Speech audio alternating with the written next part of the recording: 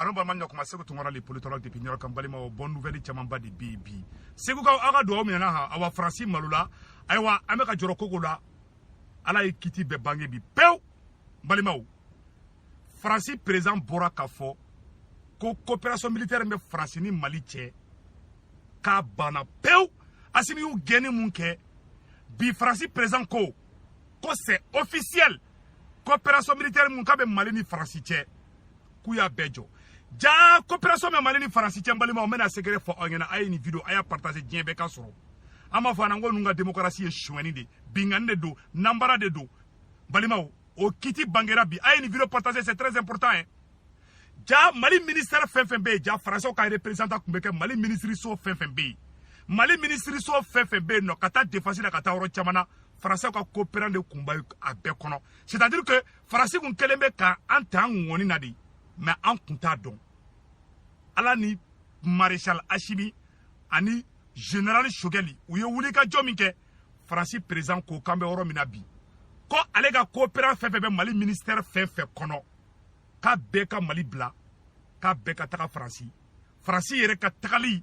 aw shikera joroble c'est officiel France tatola do mais France be ka erebelu de la besan erebelu ka keleke ale place la France be ko plan de la be mais erebelu munu do u bete ka kankene fode erebelu munu kuma mana kana kunu yara sema la MNLA bala MAA bala ani Haut Conseil de l'Azawad Haut Conseil de l'Azawadi mogo de boraka kuma kunu kamana kancha mafo malima mais MNLA mogo no e Musa Agiye munu fle ministeriala oluka kan mogo tede kamunu no ni iyar agali kumbe barake nyogo fe nu togo folo opération militaire français mun karamalla nu togo folo kunge ko le mouvement islamique de l'Azawad ni farasiu terroriste togo bula ko togo yere yelema wala sa djembe kana tege ula ku togo ke ko Haut Conseil de l'Azawadi o mogo de communiquer que au nom de la SEMA Mbalimaou. Anta dans ça, naga soro, to est complice de, en tout cas, MNLA keni ka communiquer te, parce que SEMA bolo fara katia, Mbalimaou. Ala yeo kiti be bangi bi, ou ka jie be bana bi, président Assimi Goïta, bravo, maréchal Assimi Goïta, bravo, Malion, wallahi me segi ni bonne nouvelle in katukuni, mogo tiara lina,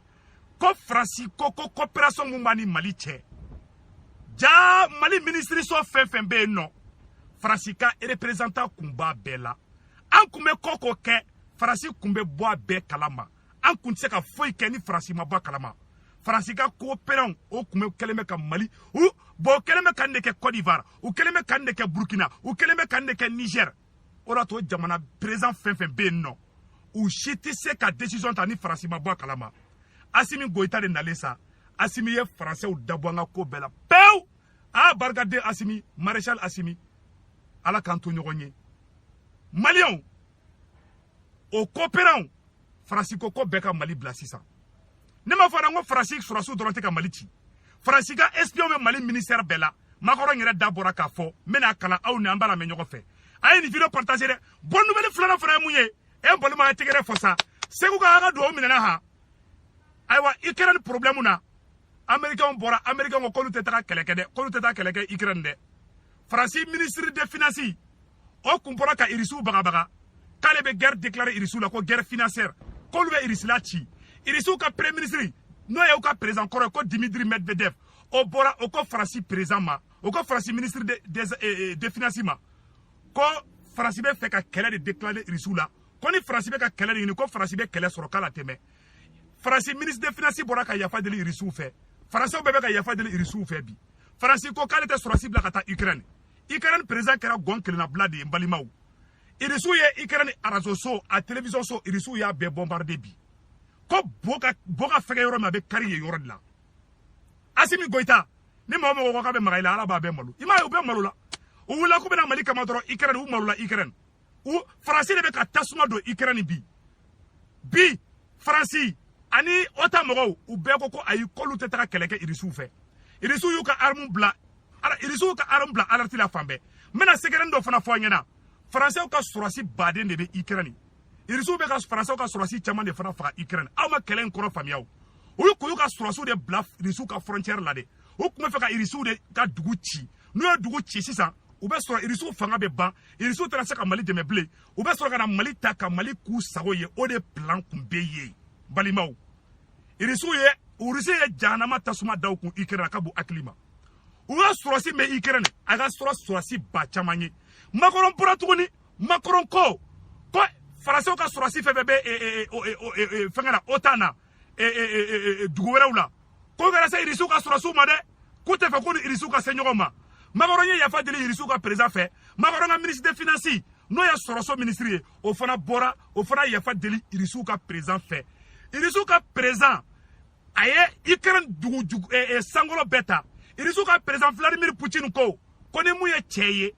ko k'a ka avion bila ka taa Ukraine ko ni mun dalen ba ko ni mun falen don a ba sinji fila la ko k'a ka mobili boli ka don Ukraine dugukolo kan k'ale ba a yele k'a mugu bɔ i n'a fɔ machine bɛ ɲɔ mugu bɔ cogo min dɛ ko n'a m'u yele k'u daji to a kun cɛmancɛ la u bɛɛ siranna u ye communiquéw kɛ u ko ayi k'olu tɛ taa Ukraine bilen Ukraine président o bɛ kasi la ko k'a ye laissé en plein vol dɛ i n'a fɔ Choguel ye mun fɔ Nations Unies na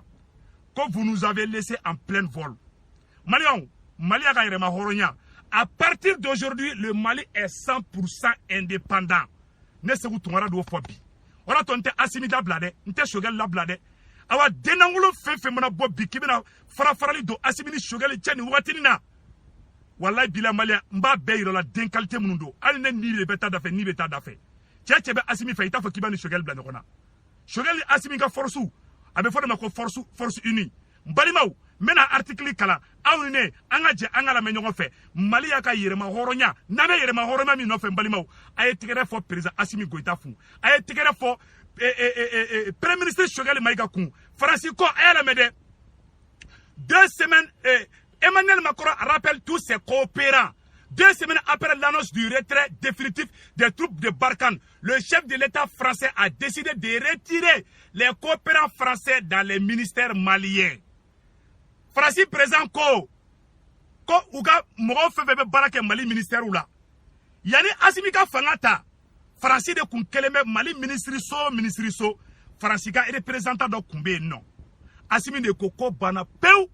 Macron yɛrɛ ko u bɛɛ ka na k'u bɛɛ ka Mali bila k'u ka taa Francis o de communiqué filɛ n bɛ communiqué in tɔ kalan ils sont des petites mains invisibles qui aident et conseillent les autorités maliennes dans les différents ministères. Lundi 28 février, dans l'après-midi, le chargé d'affaires de l'ambassade de France, Laurent Fabier, s'est entretenu avec Abdoulaye Diop, le ministre malien des Affaires étrangères et la coopération internationale, pour informer les autorités maliennes de la volonté d'Emmanuel Macron de retirer tous les coopérants français en fonction dans les différents ministères maliens, comme au sein de l'état-major. Ah, Mbalimaou! Comme Français ou Mali président bɛ sigi Afrique président bɛ sigi Français ou ka mɔgɔ dɔ bɛ kɛ palais kɔnɔna na ministre so Français ou ka mɔgɔ dɔ bɛ kɛ o ministre so bɛɛ kɔnɔna na ko si tɛ kɛ ni Faransi ma bɔ a kalama ko si tɛ décider ni Faransi ma ɲininka hali ni président bɛ fɛ ka taa daji tu Français de bɛ ɲininka n'a ka sɔrɔ kan ka mun kɛ ma mun kɛ Assimi do o bɔgɔ kari k'o bɔ yen pewu Assimi ni Choguel de nana ko Français fɛn fɛn bɛ Mali ministère bɛɛ kɔnɔ k'u bɛɛ k'u yɛrɛ ta Macron ko k'a sɔnna Macron ye ci bila Abdoulaye Diop ma an ka héros national Abdoulaye Diop ala ka barika don i la ko k'a fɔ Abdoulaye Diop ɲɛna ko k'a fɔ Assimi ɲɛna ko Français ka coopérant fɛn fɛn bɛ k'u bɛɛ lajɛlen ka Mali bila pewu ayiwa rebelle a y'aw pɛrɛn dɛ ani rebelle tɛ kisi ɲɔgɔn ma dɛ n balimaw n bɛna kuma yɔrɔ tɔ kalan o yɔrɔ tɛmɛnen kɔfɛ ka b'a la n balimaw yɛlɛ ko jumɛn bɛ yen tuguni Macron ko la France retire ses coopérants maintenant non seulement o yɔrɔ tɛmɛna Faransi président tila tuguni k'a fɔ tuguni k'u bɛ yɔrɔ min na ko bi ko olu tɛ fɛ ko ni Mali sɔrɔsiw ka se ɲɔgɔn ma Faransi y'a da bɛɛ yɛlɛma bi Faransi ministre des armées Faransi ministre de la défense n'o Florence Parly ye Florence Parly bɔra ka kuma Florence Parly ko tiɲɛ ko ala ko Mali sɔrɔsiw ko u ka ca ni ba 40 ye bi ko mais ko olu Faransiw de Mali sɔrɔsiw formé dɛ ko tiɲɛ fana fɔ sisan Mali armée a ɲɔgɔn tɛ sous-région bɛɛ la bi le Mali, après le Nigeria, le Mali est le pays le plus puissant de l'Afrique de l'Ouest. Jeune CEDEAO bela jelen kondana n'a bora Nigeria la o dugu tebi ka surasu formele me ka tɛmɛ Mali surasu kan bi. Mbalimaw Faransiya ka retraite daminɛ ka bɔ Faransiya ka surasu la bɔli daminɛ ka bɔ Gawo. Faransiya ka surasu la bɔli daminɛ ka bɔ Menaka. Francis Surassou est départ d'amener 6 ans a annoncé c'est officiel Mali armée Syrie armée ne bebi irisu ali kunu suro irisu ka marfa do bora irisila kanadi malima mama munu me kasra ko ikran problème irisu ka présent ko jamana o jamana ni France be fait ka ci irisu ka présent yi kalede ko jamana ou mo be fefena Vladimir Poutine ko Assimi mago be fefela kale Poutine beto irisila kadi Assimi ma irisu ka présent ko Assimi ki daka sinogo pali kalate Assimi soro Malien ay da Assimi la courant tigelendo en sona ko chama be ka ke en sona wallahi ni biga yere ma horonya no fe fembe bi soro farasi malola bi occidentaux be malola bi ou ya décision ta kuteta Ukraine bi kono suro ngoroni na kono suro irisu ka mina badene nana kadi Assimi ma ala dar do be Assimi bolo bi ibi to fo bamako konnana ka kidali fem bela jelenye Mali Surassou Syrie armée ne be bi l'armée malienne est en train de monter en puissance bi recrutement ne be ka chaya bi au sein de l'armée malienne Maliens au kana décourager Maliens au kana bolodigi aida Assimila au kada shogela au kabla au kuna Assimini shogeli kari inafo bomoni kalama foy tunu nyonche Mali denjugu uyu kla fla de ye dobe bo obe Assimi kele obe shogeli kele dobe ni i fara anka inafo Abdou Nang na nyogona su ube nu faranka ambe transition demain mais shogeli may ube nana escroquerie de la ka essayer ka nyerdama bla nyogona mo benna kabe segu tungara korofiye na figi de do farasiga mission kala de do mo benna kale be transition fait mate karsa fait ne be transition fait te karsa fait na figi de do au Canada tikila mo de benna ko vive la transition vive Shogel vive Assimi vive Wage vive Colonel Camara ode horonye ode ka faso deya jelendo mais mo benna ni farali kanye mo benna kaba ese kabe be malia do Assimi ni Shogel ni ngonche aya kolosula de bikeni Mali armée c'est la première puissance dans la zone CEDEAO. Kounousuro, irisu ye marfadi amakabo aklima. Malien, Mali armée la fialen bebi, Mali armée wasalen ba de bebi, Mali armée be fen no fe aya bela jele soro. Irisu ou ye effet irisu bilama, ubu mamso ka ganforo de la. Amerom na bi, Ikerani, na fa anyela ko Ikerani konna bi. Ikerani présent. Américain ko lutetera Ikerani kute marfa blakata Ikerani. Kute war blakata Ikerani. Ko tise ka foyi blakata Ukraine ko irisu ya Ukraine dugu bembine ambe yoro mina ko bi irisu ya Ukraine sangolo mine ka Ukraine duma kolo mine Ukraine présent avec caché de la vidéo flemme na vidéo ira awula mbalimaw o ba ira ka fo barka be malila u benyi na Mali ko bi u bebe ku yere ngini bi tuwa u dugu munu ka Surassou be Mali kono bi u bebe ku ka Surassou la bo Mali kono ka blakata u ka dugula mbalimaw mena vidéo de fana ira awula anga janga ni vidéo la de nyoko fe Ukraine présent afla avec caché de la koyi aya Chers invités, vous savez, je ne pourrais même pas trouver les paroles. Je ne peux pas vous dire bonjour ou bonsoir. Ikerani président jatike ko jugu ako kala leti se ka folike kala jigila tikera ko boga fege yoro mabe kari yendi mais Mali keni bilama